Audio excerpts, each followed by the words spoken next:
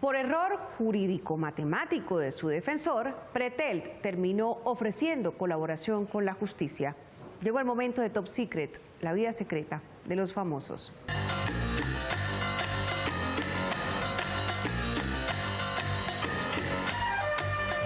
Un escandaloso caso de homofobia y extrema crueldad ante el dolor de una madre que tuvo que superar el suicidio de su hijo fue relatado hoy por la reconocida poeta y novelista Piedad Bonet en su columna del Espectador. Dice el estudiante que mi hijo sufrió la mala fortuna de enseñar en un colegio masculino teniendo una voz algo afeminada. Cada clase, sin falta, se la montábamos y nos reíamos en su cara. En su comentario cuenta la maestra Bonet, cuyo hijo Daniel se suicidó hace unos años, que un profesor de arte de la Universidad de los Andes le envió una carta hace poco para enterarla de cómo un estudiante suyo, que también fue alumno de Daniel, recordaba el matoneo al que lo sometieron y hasta su muerte como algo gracioso. Años después, cuando se enteraron de su suicidio, dice: yo solo podía pensar en un evento cómico.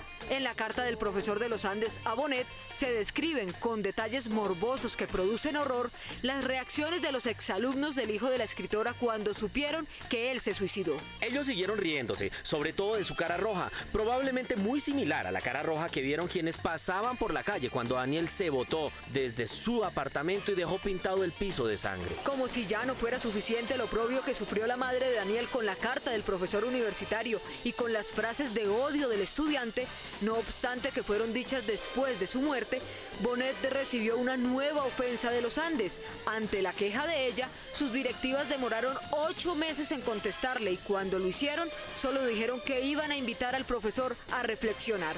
Como ella misma concluye, hay que decir qué tristeza y qué país. Y eso que estamos hablando de una de las universidades de élite, de las mejor calificadas de Colombia.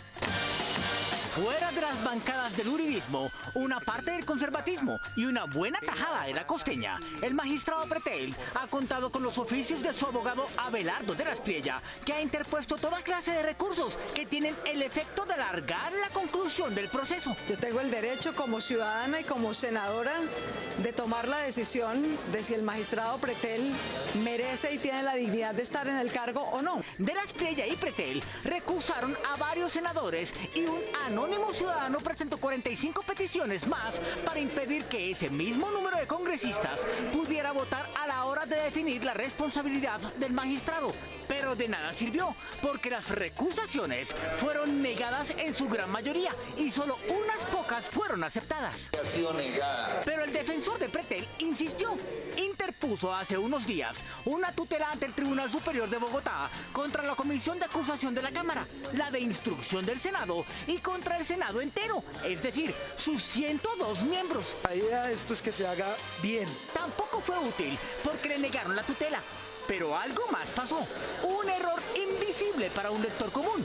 No pasó desapercibido en el Senado, en donde no cayó nada bien que el abogado estuviera tratando de impedir la votación. Resulta que en la página 14 de su texto, de la Espriella escribió: sin embargo, la sola realización de una diligencia no la reviste de legalidad. Y cierra el párrafo diciendo: en ese sentido, el artículo 417 de la Ley 600 de 2000 establece. Cuando citó ese artículo, el abogado quería decir que todas las diligencias se deben adelantar en idioma castellano. La anotación sonaba extraña porque ese artículo no habla de eso, sino de otra cosa muy distinta. Artículo 417, reuniones previas.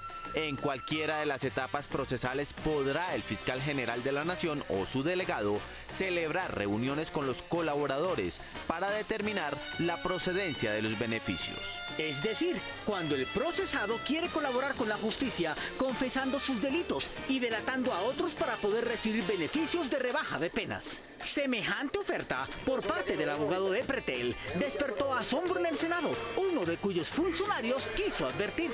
Al respecto, lo primero que debe advertirse es que la norma señalada por el actor, esto es, el artículo 417 de la Ley 600 de 2000, contempla un tema bien diferente relativo a las reuniones previas que se adelantan a efecto del trámite de beneficios por colaboración eficaz. salvo que el magistrado Pretel Chalhub pretenda acogerse a dichos beneficios, en cuyo caso el trámite sería otro. Algunos expertos se echaron a reír porque se dieron cuenta de que el abogado que escribió la tutela cometió un pequeño pero garrafal error. Artículo 147. Requisitos formales de la actuación. Las actuaciones deberán adelantarse en idioma castellano.